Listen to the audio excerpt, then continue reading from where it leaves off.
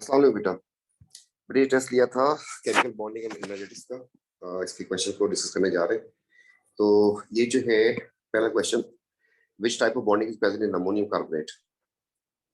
तो इसमें ionic bond होगा, इसलिए होगा क्योंकि अमोनियम जो है यू नो वेरी वेल कि एक आयन होता है एंड कार्बोनेट जो है ये भी आयन होता है। तो इसमें इलेक्ट्रोस्टैटिक फोर्स बन गई, आयनिक हो गया। कोलन की बात करें तो कोलन इसमें दोनों तरफ मिलेगा आपको। एक तो अमोनिया जो था इसमें ये कोलन बॉन्ड था, इसका एक जो है वो नेगेटिव बॉन्ड बना होता है हाइड्रोजन के साथ, ये पॉजिटिव आयन हो गया आपके पास। सिमिलरली अगर कार्बोनेट को देखें तो कार्बोनेट में भी है कोवेलेंट बॉन्डिंग, ये आपके पास कार्बोनेट का आयन होता है। तो सेकंड जो इसने कहा है कि इसमें कोवेलेंट बॉन्डिंग है, तो कोवेलेंट बॉन्डिंग ये भी है, कोवेलेंट बॉन्डिंग ये भी है, कोवेलेंट बॉन्डिंग ये भी है, ये भी ठीक हो गया। डेटिव बॉन्ड है इसमें, तो ये वाला पार्ट जो इसका डेटिव बॉन्ड भी है इसमें। तो तीनों बातें ठीक है, इसलिए इसका आंसर हो जाएगा ए। सेकंड क्वेश्चन, सेकंड क्वेश्चन में एक्सपेरिमेंट किया है इसने और इसमें जो है टेम्परेचर राइज हो रहा है कुछ अमाउंट ऑफ वाटर का, और उसके बाद उसने पूछा क्या है, जूल, सिर्फ जूल पूछा है। हमने आपको इसका पूरा फार्मूला बता दिया था कि हमारे पास होता है, अगर किलो जूल पर मोल में जाए तो negative M C delta T upon 1000 करते थे, किलो में कन्वर्ट करने के लिए एन अपॉन मोल भी कर देते थे। तो इसका आंसर होता था हमारे पास किलो जूल पर मोल, ये होता था। अगर मैं इसको काट दूं तो ये मोल कट जाएगा, इसको 1000 में काट दूं तो जूल रह जाएगा। तो आपको बस सिर्फ एम सी डेल्टा टी करना था आपको। तो जब एम सी डेल्टा टी करना है तो आपको ये लिखा आपने, delta H is equal to M C delta T. इसमें m जो है मास ऑफ वाटर है, तो मास ऑफ वाटर हो गया आपके पास ये with water and without water, तो मास ऑफ वाटर हो गया आपके पास 100। स्पेसिफिक हीट कैपेसिटी जो है आप डेटा बुलेट से उठा सकते हैं 4.18। डेल्टा टी जो है इन दोनों को माइनस करेंगे तो ये आ जाएगा 3 और ये भी आ जाएगा 3, तो 33। जब इसको सॉल्व करते हैं तो हमारे पास आंसर आ जाएगा इसका 100 इंटू 4.18 इंटू 33, तो दैट इज 1370। डी आंसर बन रहा है इसका। Next question, next question apparently the diagram indicate के बहुत ही weird है और सॉल्व कर रहे हैं। असल में उसने पूछा ही नहीं, असल में तो उसने ये पूछा है, इस क्वेश्चन को और से यहाँ से रीड करें, enthalpy change indicated by x. X से आपको क्या नजर आ रहा है, तो एक्स को आप देखें, एक्स ये रहा आपके पास, इसमें हो क्या रहा है, ये चीज बन रही है, ठीक है। तो ये चीज बन रही है, ये आपके पास एक कंपाउंड हो गया और यहाँ पर आपके पास एलिमेंट्स आ रहे हैं। तो आपके पास ये होगी फॉर्मेशन, फॉर्मेशन हो रही है क्योंकि एलिमेंट से एक कंपाउंड बन रहा है तो फॉर्मेशन होगी। तो पहली बात जो है हम इसको कर देते हैं, फॉर्मेशन ऑफ वाटर है एंड फॉर्मेशन ऑफ वाटर है। फिर दूसरी बात ये है कि यहाँ पर 2 मोल्स बन रहे हैं, तो फॉर्मेशन की डेफिनेशन होती है 1 mole of compound is form. तो यहाँ पर 2 मोल्स बन रहे हैं, तो इसलिए आपने 2 से मल्टीप्लाई करना था। तो आप 2 से मल्टीप्लाई करेंगे तो ये आपके पास हो जाएगा, ये नेगेटिव वाला साइन जो है उसने कंफ्यूज करने के लिए दिया है, तो 2 से मल्टीप्लाई करना, it is actually 2 delta H formation of H2O। Next question, इसमें आपको फॉर्मेशन दी हुई 3 चीजों की, तो जिसकी फॉर्मेशन उसकी तरफ आपने एरो कर दिया। इसकी फॉर्मेशन है -696, फिर आपको इसकी फॉर्मेशन दी है दैट इज -520, जबकि इसकी फॉर्मेशन दी है आपको +33। अब इसके 2 मोल्स बन रहे हैं तो 2 से मल्टीप्लाई करना है, इसको आपने 1 से मल्टीप्लाई करना है, इसको आपने 1 से मल्टीप्लाई करना है। इसके बाद आपने एक एरो खुद से घुमाना है रिएक्टेंट से प्रोडक्ट की तरफ, तो ये आपको बता देगा x इज इक्वल टू, इससे हम इस x की वैल्यू निकाल सकते हैं। तो यहाँ पर ये वाला एरो मेरे अगेंस्ट जा रहा है, इसकी वैल्यू को हम +9696 कर देंगे, जबकि ये वाला एरो और ये वाला एरो मेरे साथ साथ है, तो इनकी वैल्यू को एज इट इज कोट कर देंगे -520 एंड ये हो जाएगा +66, और बीच में लगाना होता है आपको पॉजिटिव एंड पॉजिटिव, और इस तरीके से आपके पास जो इसका आंसर बन जाएगा दैट इज, इसको सॉल्व करने पे डी इसका आंसर बन जाएगा। तो क्रॉस चेक कर लेते हैं, 696 -520 एंड +66, तो 242 पॉजिटिव में आ रहा है आंसर। इसमें कह रहा है कि स्मॉलेस्ट ओवरऑल डायपोल हो, इसका मतलब नो पोल हो, नो पोलर, पोलर नहीं होना चाहिए। तो आसान तरीका बताया था आपको, इसमें अगर देखें गौर से, और इसमें भी देख लें, और इसमें भी देख लें, और इसमें भी देख लें, तो इसमें हो क्या रहा है, जिस तरफ नेगेटिव चार्ज आएगा इस तरफ नेगेटिव चार्ज आ रहा है, उसको कैंसिल करने के लिए ये थोड़ा सा दूर है उससे, तो इसमें नेगेटिव चार्ज प्रोमिनेंट करेगा। इस केस में आपके पास इस तरफ नेगेटिव नेगेटिव आ जाएगा, तो इस तरफ पॉजिटिव पॉजिटिव आ जाएगा, ये भी पोलर हो गया, ये भी पोलर हो गया। इस केस में ये नेगेटिव नेगेटिव यहाँ आ जाएगा, तो फिर पॉजिटिव पॉजिटिव यहाँ पर, ये भी पोलर हो गया। इसमें क्या हो रहा है, कैंसिलेशन हो रही है, जितने जोर से इस तरफ खींच रहा है उतनी एंटी साइड से वो भी खींच रहा है। मतलब नेगेटिव आएगा इस तरफ, नेगेटिव आएगा इस तरफ पॉजिटिव आएगा, इस तरफ पॉजिटिव आएगा, तो नेट पोल्स जो है कैंसिलेशन हो रही है उनकी। तो D is the correct answer. ये आपको बताया था वैसे भी पढ़ाते हुए कि जब इसके बिल्कुल एंटी डायगोनल में आ जाएगा तो नेट पोल कैंसिल हो जाएगा, क्लाउड कहीं मूव नहीं करता। इसका आंसर जो है उसने कहा था कि नो पोल, मतलब स्मॉलेस्ट, उसका मतलब हो जाएगा डी, कि नो पोल हो या लीस्ट पोलर हो।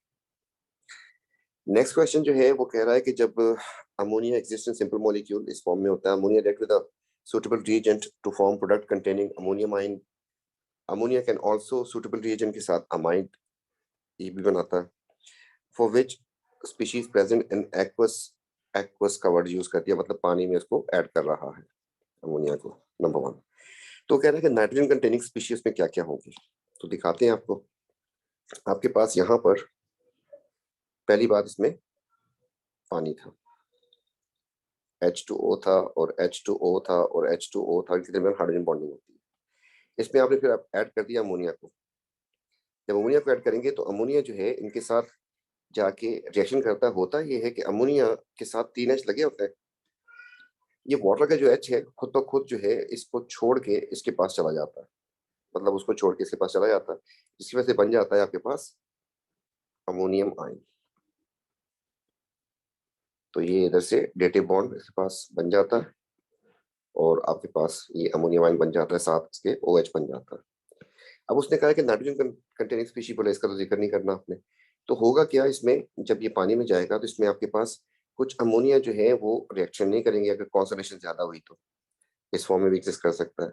अमोनिया जो है वो इस फॉर्म में एग्जिस्ट कर सकता है। दूसरा कोई आयन की बात नहीं की, बाकी आपको पता है कि OHP होगा, लेकिन उसका उसने पूछा नहीं है, तो मैं दूसरे कलर से OH बना लेता हूँ, फिर उसमें वाटर भी होगा, ठीक है। और इसके अलावा जो है बस ये, तो उसने कहा है कि नाइट्रोजन, तो आपके पास अमोनिया होगा एंड अमोनियम आयन होगा, ammonia molecule and ammonium ion, B is the correct answer. The question was कि which nitrogen containing species. P and Q दोनों का सिमिलर एमआर है।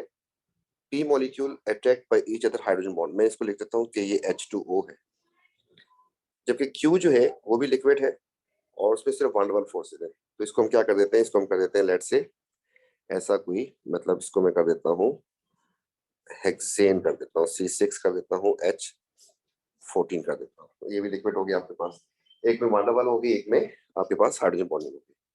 वो कह रहा है कौन सी इनकी प्रॉपर्टीज। पी का बॉइलिंग पॉइंट हायर होगा जी, सरफेस एरिया, सरफेस टेंशन जो है उसका हाई होगा। तो जब हाइड्रोजन बॉन्डिंग होती है तो सरफेस पे जो मॉलिक्यूल्स होते हैं वो कॉम्पैक्टली पैक्ड होंगे, जिसकी वजह से इस पे सरफेस टेंशन बन जाती है, इसमें लोअर मेनिस्कस नजर आ रही होती है आपको। अगर फोर्सेस स्ट्रॉन्गर हो तो सरफेस टेंशन जो है पानी की ज्यादा होगी क्यू से, ये बात सही है। अगर फोर्सेस वीक होंगी तो ये इस तरीके से कॉम्पैक्टली पैक्ड नहीं होंगे, तो फिर सरफेस पे इस तरीके से जो है जुड़े नहीं होते, टेंस नहीं हुआ होता। P is less soluble in water.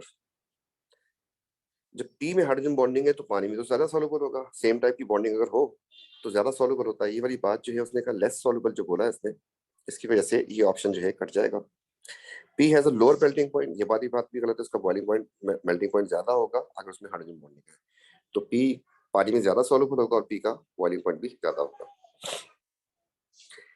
कह रहा है पाई बॉन्ड जो है किस में एग्जिस्ट करेंगे। ऑक्सीजन होता है, आपको पता है कि O2, और O2 को अगर खोलें तो आपके पास ये इस तरीके से बना होता है। नाइट्रोजन को खोले तो N2 होता है और इसको ऐसे कर दें तो आपके पास ये ऐसा होता है। फ्लोरीन की बात करें तो ये भी डायटॉपिक फॉर्म में होता है, लेकिन इसमें सिंगल बॉन्ड होता है। तो इसमें सिर्फ सिग्मा है, इसमें सिग्मा भी है और 2 पाए हैं, जबकि इसमें एक सिग्मा है और एक पाए है। तो उसने कहा पाए किस किस में होगा, तो पाए आपके पास इसमें भी आ रहा है, इसमें भी आ रहा है, उसमें नहीं आ रहा। तो 1 and 2 मतलब B is the correct answer. इसमें कह रहा है कि फॉर्मेशन ऑफ इथेनॉल के लिए कौन सी इक्वेशन ठीक है, तो आप इसको खुद भी अलग से भी ट्राई कर सकते थे। C2H5OH लिखा आपने, तो इसके एलिमेंट्स लिखने हैं पीछे आपको, कार्बन है, हाइड्रोजन है एंड ऑक्सीजन है। फिर आपको पता है कि ये डायटोमिक में होता है, ये भी डायटोमिक में होता है, सिंगल होता है। फिर आपको बैलेंसिंग करने के लिए आपको 2 इधर लगाना पड़ेगा, उधर हाइड्रोजन 6 हो रहे हैं तो आपको 3 लगाना पड़ेगा, ऑक्सीजन 1 है तो आपको हाफ लगाना पड़ेगा, क्योंकि आपको इसको 1 मोल कंप्लीट रखना है। आखिरी बात है स्टेट सिंबल्स की। तो स्टेट सिंबल अगर लगाने की कोशिश करते हैं तो इथेनॉल लिक्विड होता है, ऑक्सीजन गैस होती है, हाइड्रोजन गैस होती है और कार्बन जो है सॉलिड होता है। तो इस बेस के ऊपर जो इसका आंसर बन रहा है वो बी बन जाएगा। जाइंट कोवलेंट स्ट्रक्चर उसने बोला। तो जाइंट कोवलेंट की मैंने कुछ प्रॉपर्टीज लिखवाई थी। मैंने कहा था हमेशा सॉलिड होते हैं, फिर मैंने कहा था कंडक्ट नहीं करते सिवाय ग्रेफाइट के, फिर मैंने कहा था पानी में इनसॉल्युबल होते हैं। तो यहाँ से आपके पास इनसॉल्युबल होना चाहिए नंबर 1। नंबर 2 जो है, अच्छा ये इलेक्ट्रिकल कंडक्टेंस दिए उसने, हमें ये नहीं दिया कि सॉल्युबल। तो इलेक्ट्रिक कंडक्टेंस से सॉलिड जो है, पहली बात मेल्टिंग एंड बॉइलिंग पॉइंट देख लेते हैं कि मेल्टिंग एंड बॉइलिंग पॉइंट बहुत ज्यादा होते हैं, इतने ही होते हैं, ठीक है। अच्छा जी, दूसरा जो है, चले इसको भी अगर डाउट है तो कर लेते हैं। सॉलिड में कंडक्ट नहीं करते सिवाय ग्रेफाइट के, तो ये सारी बातें सही हैं। लिक्विड में भी कंडक्ट नहीं करते, पुअर पुअर रखना है हमें। यहाँ से हमारे पास B of C option cut जाएगा। Conductance in aqueous solution no insoluble होते हैं नॉर्मली, ये बात सही, पानी में इनसॉल्युबल होते हैं, तो आपके पास D is the correct answer. Only बन रहा है, सिंपल सा क्वेश्चन था। नेक्स्ट क्वेश्चन में वो कह रहा है कि आप जो है कंबशन ऑफ इथेनॉल जो है उसकी एंथैल्पी निकालें। तो आपको इसमें जो है, आपको देखें फॉर्मेशन दी हुई है उसने, कार्बन डाइऑक्साइड की formation of water, formation of ये कंबशन पूछी। तो जो इक्वेशन नहीं पूछी होती मतलब दी होती है उसको आपने बना लेना है। तो C2H5OH आपने लिखा, इसको आपने जला दिया तो जलाने से बन जाएगा आपके पास 2 कार्बन डाइऑक्साइड बनेंगे और 3 बन जाएंगे वाटर। ऑक्सीजन लगा देते हैं यहाँ पर, तो वहां पर हो गए 7 और यहाँ पर 1 है तो 3 यहाँ पे लगा देंगे। अब इसको आपने फाइंड करना है तो हमने इसके ऊपर एक्स कर दिया।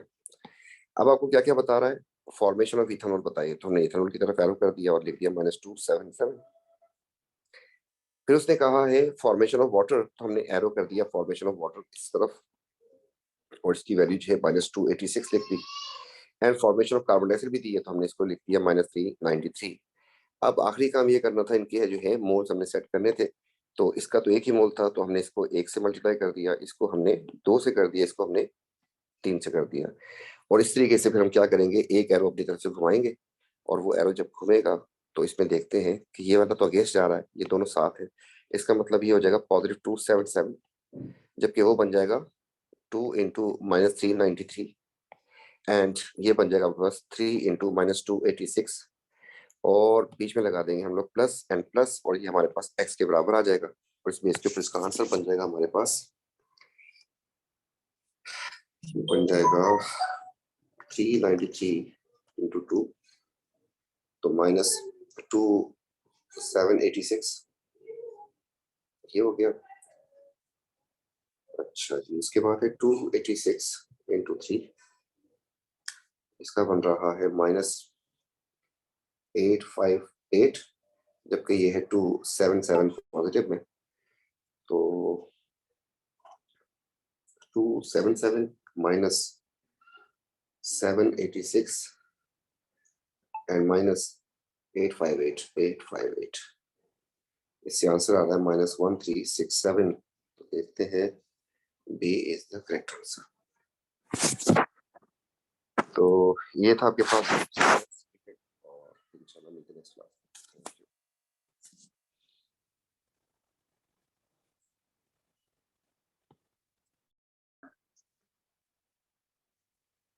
जी बेटा, नेक्स्ट क्वेश्चन जो है, ये कुछ सब्सटेंसेस बताए हैं इसने और उनके मेल्टिंग पॉइंट और उसके अलावा कंडक्टेंस वगैरह की बात की है उसने।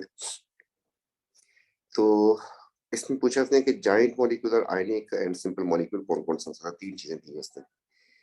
तो देखें ये वाली बात कि मेल्टिंग पॉइंट इतना है, बॉइलिंग पॉइंट इतना है, और कंडक्ट करता है कब, जब लिक्विड स्टेट में होता है। तो ये तो आयनिक कंपाउंड हो गया। लेकिन आपके पास 3 चीजें हैं, एक है आपके पास सिंपल मॉलिक्यूल, एक है आपके पास जाइंट मॉलिक्यूल, और एक आपके पास है आयनिक कंपाउंड। तो कंडक्ट तो इनमें से आयनिक ही कर सकता है, तो इसलिए एक्स तो आयनिक का आप टिक कर दें। फिर आपके पास आ गया melting point and boiling point low low है, ये सिंपल मॉलिक्यूल होगा। और मेल्टिंग एंड बॉइलिंग पॉइंट बहुत हाई है एंड डज नॉट कंडक्ट, तो ये आपके पास हो जाएगा जाइंट मॉलिक्यूल। तो ऑप्शन बन जाएगा सी इज द करेक्ट आंसर। ये डायग्राम जो है एक्चुअली एक्सोथर्मिक की है, तो ये कह रहा है किसके लिए अप्लाई नहीं हो सकती। तो आपको इसमें एंडो होता है, बॉन्ड ब्रेकिंग होती है एटोमाइजेशन हमेशा, ये हमेशा एक्सो होता है। फॉर्मेशन एक्सो भी हो सकता है और एंडो भी हो सकता है, तो अप्लाई हो सकती है डायग्राम। न्यूट्रलाइजेशन हमेशा एक्सो होती है। देखें एक्सो अगर है तो इसमें और इसमें और इसमें अप्लाई हो सकती है, इसमें अप्लाई नहीं हो सकती, तो A is the correct answer.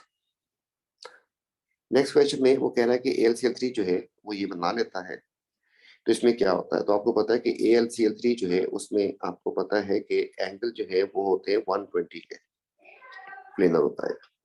और जब ये Al2Cl6 बन जाएगा तो उसमें आपको बताया था कि ये दो एल्यूमिनियम के मॉलिक्यूल जो है एल्यूमिनियम क्लोराइड के, इनका क्योंकि ऑक्टेट कंप्लीट नहीं होता तो ये डायमेरिक फॉर्म में एक्सिस्ट करते हैं। ये इसके साथ बॉन्ड बना देगा डेटिव और ये इसके साथ डेटिव बना देगा।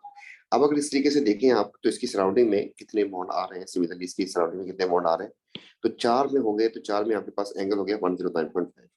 तो आपके पास 120 से ये जा रहा है, तो सारे के सारे बॉन्ड्स जो है इसके वो डिक्रीज कर गए हैं 109.5।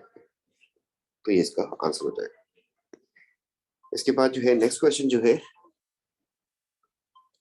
ये कह रहा है कि ये हाइड्रोजन जो है इसको हम फ्यूल के तौर पे यूज करते हैं हाइड्रोजन को, ठीक है, rocket fuel does not burn spontaneously. देखें आपका कोई रिएक्शन जो है नहीं होता, ये स्पॉन्टेनियसली नहीं होता, तो उसके आपको एक आंसर बताया था कि उसकी वजह क्या होती है कि activation energy is too high. Liquid तो पेट्रोल भी होता है, ये आंसर कर जाएगा, activation energy is too high, ठीक है। ये बॉन्ड काफी स्ट्रॉन्ग है, ये बात सही हो सकती है, लेकिन ये प्रोडक्ट में है। अगर तो ये रिएक्टेंट में होता तो फिर ये बात सही थी। ये तो बॉन्ड फॉर्म हो रहा है ना, प्रोडक्ट में है तो ये फॉर्म हो रहा है, जब फॉर्म होगा तो एनर्जी रिलीज होगी, it should make it exo spontaneous बनाएगा इसको। तो ये वाली बात करो, रिएक्शन इज एक्सोथर्मिक, ये वाली बात भी गलत है। तो किसी रिएक्शन का स्लो होना, ना होना या नॉन स्पॉन्टेनियस होना, उसकी वजह जो है एक्टिवेशन एनर्जी जो है वो ज्यादा होना होता है। फिर आपके पास नेक्स्ट क्वेश्चन जो है वो न्यूट्रलाइजेशन से है, और यहाँ पर जूल पर मोल, अच्छा ये तो हीट कैपेसिटी थी, ये आंसर में आपको किलो जूल पर मोल दिया है, तो इसलिए आप डायरेक्ट फार्मूला लिखें यहाँ पर, that is delta H is equal to negative M C delta T upon 1000 भी करना है किलो जूल में जाने के लिए, अपॉन मोल भी करना है आपको। अब वैल्यू सब्स्टिट्यूट करते हैं तो मास हो गया आपके पास, इस सोल्यूशन और इस सोल्यूशन को जब मिक्स किया तभी तो टेम्परेचर राइज हुआ है, इसलिए मास हो गया आपके पास इतना, ठीक है। तो सोल्यूशन से आपके पास 25 इसमें ऑलरेडी था, 25 आप इसमें और डाला, तो तब जाके इसका टेम्परेचर जो है राइज हुआ होगा। तो 50 हो गया। ये स्पेसिफिक हीट कैपेसिटी 4.2 बता रहा है आपको।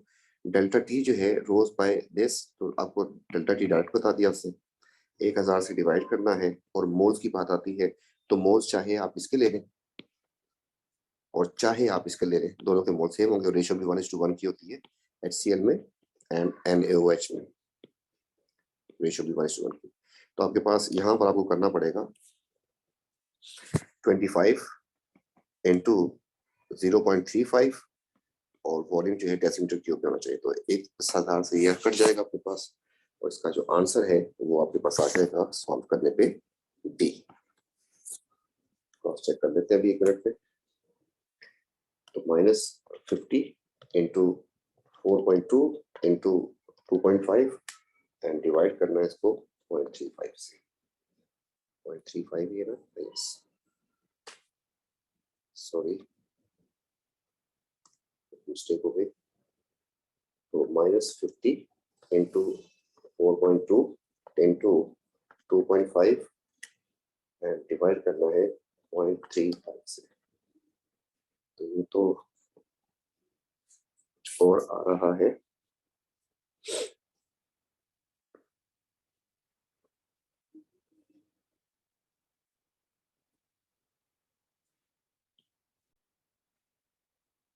जी बेटा, वो मैंने 25 से जो डिवाइड करा था उसे मल्टीप्लाई नहीं किया था, उसकी वजह से शायद इशू आ रहा होगा। तो ये हो गया 50, ये हो गया 4.2, ये हो गया प्लस 2.5। नीचे जब आए थे हम लोग 1000 भी लिखा था आपने, यहाँ पर मैंने लिखा था 25/1000 एंड यहाँ पे लिखा था 0.35। ये तो कैंसिल आउट कर दिया था, असल में मैं इससे मल्टीप्लाई नहीं कर सका, तो इसको हम हटा देते हैं और अब जो है इसका ऑप्शन निकालने की कोशिश करते हैं। तो ये बन जाएगा -50 इंटू 4.2 इंटू 2.5 एंड अब डिवाइड करेंगे 25 से एंड फिर डिवाइड करेंगे इसको 0.35 से, तो -60 आंसर। नेक्स्ट क्वेश्चन में वो कह रहा है कि हाईएस्ट मेल्टिंग पॉइंट किसका है और लोएस्ट किसका है, तो इसको देखना है। देखिए इन तीनों में ये सिंपल है, ये भी सिंपल है, ये भी सिंपल है। मैं S S S simple molecule लिख रहा हूँ, जबकि ये आयोनिक है। आयोनिक का तो मेल्टिंग पॉइंट बहुत ज्यादा होगा, तो यहाँ पर ऑप्शन ये बन गया आपके पास। अब ये सिंपल है, इनमें से कुछ पोलर है, कुछ नॉन पोलर है। देखें ये वाला जो है नॉन पोलर है, ये वाला जो है पोलर है, जबकि ये वाला भी नॉन पोलर है। अब पोलर है नॉन पोलर, इनमें जो है डोमिनेटिंग फोर्स जो है वो बन जाती है हमारे पास। जब परमानेंट डायपोल आती है तो van der Waals is a main force बन जाती है, जो डिपेंड करती है number of electrons and surface area के ऊपर। तो अब जिसमें इलेक्ट्रॉन ज्यादा होंगे उसका मेल्टिंग पॉइंट ज्यादा होगा। तो इसमें देखिए अगर आपके पास 5 Cl आ रहे और ये भी आ रहा है, तो इसका मतलब हो गया 17 इंटू 5, तो क्लोरीन के इलेक्ट्रॉन्स हो गए, और इसके जो है आपके पास हो गए +15। तो इसमें सबसे ज्यादा आपके पास आ रहे हैं। इसके बाद दूसरे नंबर पे आ जाएगा, इसमें 4 Cl के मॉलिक्यूल आ रहे हैं, तो 17 इंटू 4 प्लस कार्बन के हो जाएंगे 6। तो ये जो है सेकंड नंबर पे आपके पास ये वाला आ जाएगा। और उसके पास सबसे कम जो है इसमें होंगे, क्योंकि इसमें इलेक्ट्रॉन्स बन रहे हैं 17 और 18, बाकी सब में इससे ज्यादा इलेक्ट्रॉन्स हैं। तो जिसमें इलेक्ट्रॉन जितने ज्यादा होंगे उतना ज्यादा, तो इसमें मैं लिख देता हूँ, इसमें सिर्फ 18 इलेक्ट्रॉन्स हैं। इसमें आपके पास जरा ज्यादा हो जाएंगे, मतलब जो है आप 17 इंटू 4 कर देंगे तो बहुत ज्यादा हो जाएंगे। सिमिलरली इसमें 17 इंटू 5 भी कर रहे हैं आप लोग, तो ज्यादा हो जाएंगे। तो आपके पास लोएस्ट आपके पास ये आ जाएगा। ठीक है, आप इलेक्ट्रॉन काउंट भी कर सकते हैं, जरूरत नहीं है उसकी, तो उसके बगैर भी हो गया। More than one kind of bonding का एक ही आंसर होता है, सिंपल मॉलिक्यूल।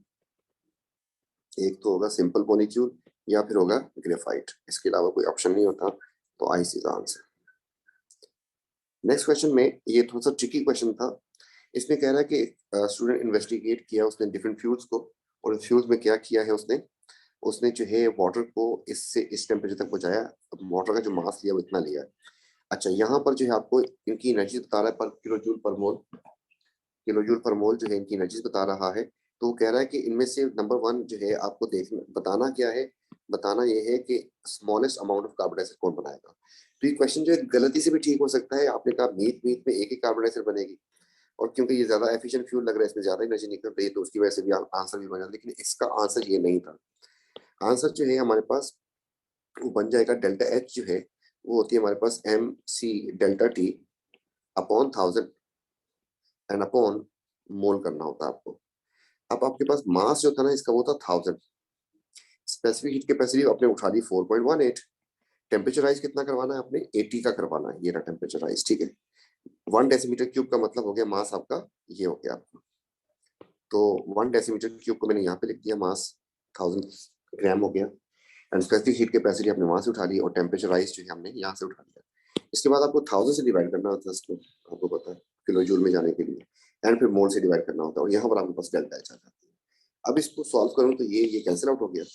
इसकी बेस के ऊपर जो है आपके पास डेल्टा एच तो दी हुई है इसने, तो अगर मैं एन करूँ इसके, तो एन बन जाएगा मेरे पास, इसको मल्टीप्लाई भी कर देते हैं 4.18 इंटू 80, तो 4.18 इंटू 80 कर दिया मैंने।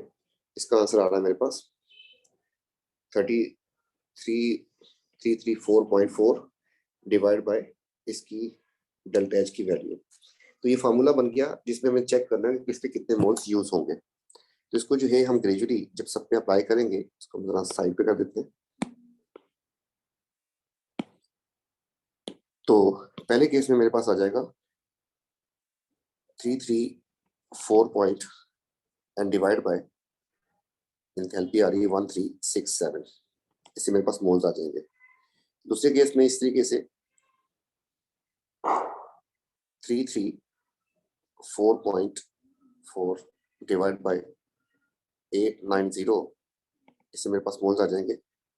इसमें भी सिमिलरली 334.4 डिवाइड बाय 715, तो मेरे पास मोल्स आ जाएंगे। एंड सिमिलरली यहाँ पर चलते हैं तो ये बन जाएगा 334.4 डिवाइड बाय 2220, इससे मेरे पास मोल्स आ जाएंगे। सब कुछ सॉल्व करते हैं तो 334.4 डिवाइड बाय 1367, इसका आंसर बन रहा है मेरे पास 0.24 मोल्स आ रहा है। दूसरे वाले में 334.4 डिवाइड बाय 890, इसका आंसर आ रहा है मेरे पास 0.24 375।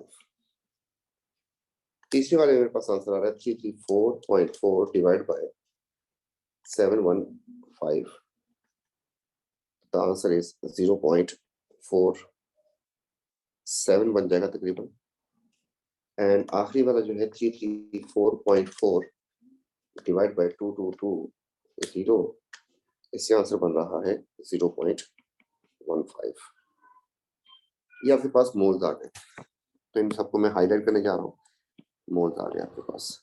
उसने कहा कि कम कार्बन डाइऑक्साइड बनेंगे। अच्छा, अब आपके पास ये इथेनॉल के मोल्स हैं। देखिए, अगर इथेनॉल जो है उसका आपको पता है कि इथेनॉल में फार्मूला होता है C2, इसमें होता है C1, इसमें भी C1, इसमें होता है C3। तो आपको पता है इसमें 2 कार्बन डाइऑक्साइड बनेंगे, इसमें आपके पास 1 कार्बन डाइऑक्साइड बनेगी, इसमें भी 1 कार्बन डाइऑक्साइड बनेगी, इसमें आपके पास 3 कार्बन डाइऑक्साइड बनेगी।